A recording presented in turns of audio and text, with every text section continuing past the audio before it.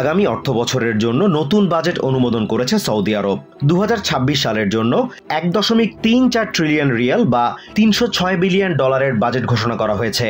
মধ্যপ্রাচ্যের বৃহৎ জিডিপির দেশটি এবারও তেল নির্ভর অর্থনীতির ওপর শতভাগ নির্ভরতা কমানোর ধারাবাহিকতা ধরে রেখেছে। চলতি বছর রিয়াদের 1.34 ট্রিলিয়ন রিয়ালের বাজেটে ঘাটতি ছিল 245 বিলিয়ন রিয়াল। সংশোধিত বাজেটে নতুন বছরের জন্য ঘাটতি ধরা হয়েছে 165 বিলিয়ন রিয়াল বা 44 বিলিয়ন ডলার। এই ঘাটতি মূলত শিল্প উৎপাদন, পর্যটন ও খনিজ খাতে বিনিয়োগ বাড়ানোর কারণে, যেসব খাত থেকে পূর্ণ মাত্রায় রাজস্ব আহরণ শুরু হতে আরও কয়েক বছর সময় লাগবে। তেলের ওপর নির্ভরতা কমানোর লক্ষ্যে 2016 সালে সৌদি ভিশন 2030 পরিকল্পনার ঘোষণা দেন প্রিন্স মোহাম্মদ বিন সালমান। এর লক্ষ্য রাষ্ট্রীয় বিনিয়োগের মাধ্যমে শিল্প, পর্যটন, লজিস্টিক্স ও অন্যান্য তেল বহির্ভূত খাতে দেশটির অর্থনীতির সম্প্রসারণ করা, যার তৃতীয় ধাপ শুরু হচ্ছে 2026 সালে।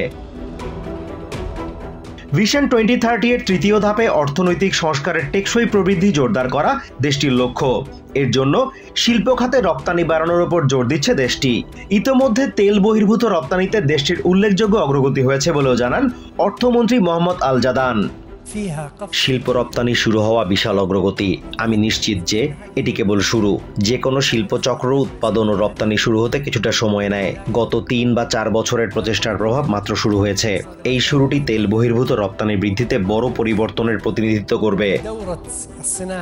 মোহাম্মদ আল জাদান আরও বলেন, আগামী কয়েক বছর শিল্প, পর্যটন, পরিবহন, সরবরাহ এবং প্রযুক্তি খাতে আরও বেশি গুরুত্ব দেওয়া হবে। তেল নির্ভরতা কমিয়ে আগামী প্রজন্মের জন্য শক্তিশালী ও টেকসই অর্থনীতি রেখে যাওয়া ভিশন 2030 এর লক্ষ্য বলে জানান তিনি।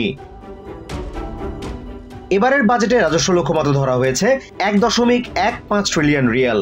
বাজেটে দেশটির সার্বভৌম সম্পদ তহবিল ও রিয়েল এস্টেট প্রকল্প থেকে মনোযোগ সরিয়ে কৃত্রিম বুদ্ধিমত্তা, ধর্মীয় পর্যটন ও খনিজ খাতে জোর দেওয়া হয়েছে। সৌদি প্রেস এজেন্সি জানিয়েছে, মঙ্গলবার দাম্মামে মন্ত্রিসভার বৈঠকে বাজেট অনুমোদন করেন ক্রাউন প্রিন্স মোহাম্মদ বিন সালমান। বাজেট ঘোষণাপত্রে বলা হয়েছে, 2026 সাল থেকে ভিশন 2030 এর তৃতীয় ধাপের লক্ষ্য শুধু সংস্কার নয়, বরং তার বাস্তব প্রভাব সর্বোচ্চ করা। বিন সালমান বলেন, এই ধাপে টেকসই প্রবৃদ্ধির গতি আরও বাড়ানো হবে। Azimur Rashid Kanak, TVN 24 news desk.